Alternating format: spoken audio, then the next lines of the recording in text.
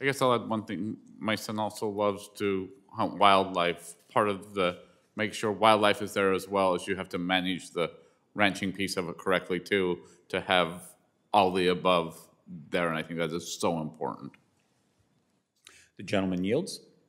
Thank you. I ask unanimous consent the following letter and attached comments from 3 different organizations representing stakeholders involved in the power sports industry and related recreational pursuits be added to the record for today's hearing.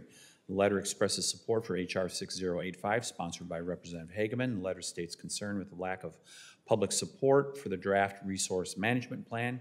They also address how multiple uses can and does exist with conservation in mind by stating the public does not support the designation of more than 1.5 million acres as ACAC, and that lands in the field office can be sustainably managed for multiple uses while providing for conservation of the lands. Specifically, these groups include Motorcycle Industry Council, Specialty Vehicle Institute of America, and Recreational Off-Highway Vehicle Association. Without objection, so ordered.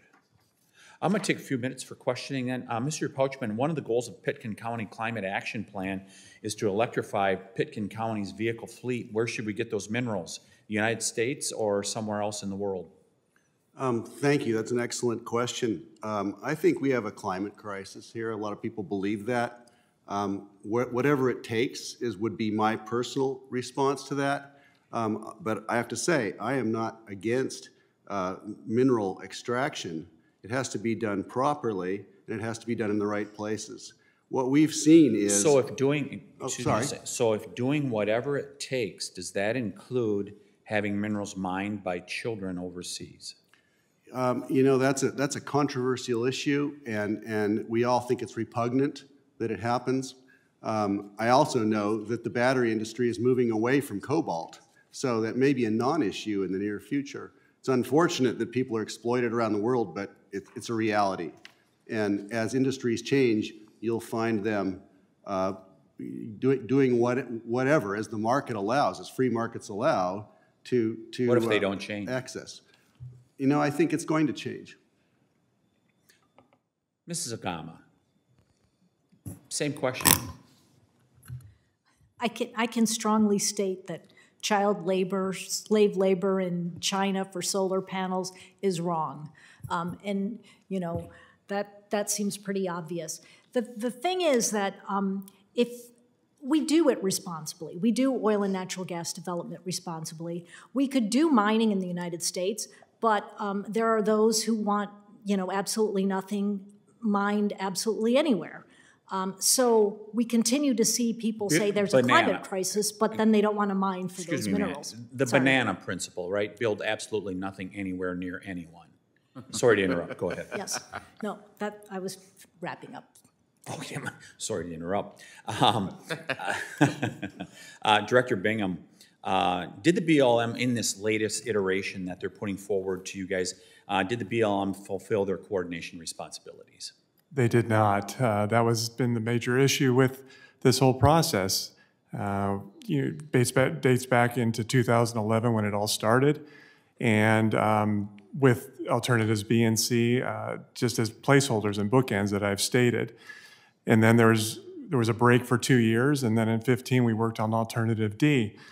All the way up until 2022, there was a lack of meetings in between, even from 2019 on. And so there was little to coordination or no coordination on alternatives B and C since 2015. Director Bingham, if they continue in this direction, are you going to be forced to take legal action to get them to the table to coordinate? I think that's where we're heading, Mr. Chairman. Director McConkey, same question. Are they coordinating with the state of Utah? Are the federal agencies, in this case the Bureau of Land Management, are they coordinating with the state of Utah?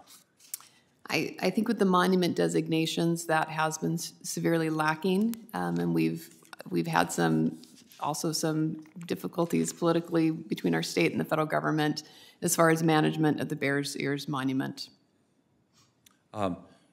Will Utah be forced to take legal action to get them to the table to coordinate? Utah actually already is in litigation over the Bears Ears National Monument designation. They have been for about 1.5 years now. Is part of that litigation surrounding the responsibility of coordination contained in FLPMA? I'm not an expert on that. I assume it probably does. Sure, sure. And from what I understand from Mr. Curtis, Utah Public Schools are losing revenue as a result of continuing to shut down lands in Utah. Is that correct? When federal lands are shut down, it certainly affects state trust lands and the money we can generate from those lands, which does affect public education. And Mr. Bingham, is the same thing going to happen if the federal government gets their way at this point, if the Bureau of Land Management gets their way, that it will reduce revenues for schools in Sweetwater County? Absolutely, Mr. Chairman. That's the prediction, and that's based on the revenue predictions in the RMP. So think about it. We have a federal government via the Bureau of Land Management that wants to starve schools in America, starve public schools in America. It is astounding that that type of stuff is happening, where under the guise of the green fantasy, they will do anything. They will allow children to mine in the Congo. They will allow schools to be starved of revenue, all in the name of this green fantasy. It is incredible to watch it happen. Ms. Adama, I'm going to come back to you. Just one final question here. It almost seems like it's a goal of the current administration to shut down natural resource use in America. Are you, generally speaking, is that what we're witnessing? I know my colleague who just stepped in the room here has said that she's put it as there's a war on this people in America.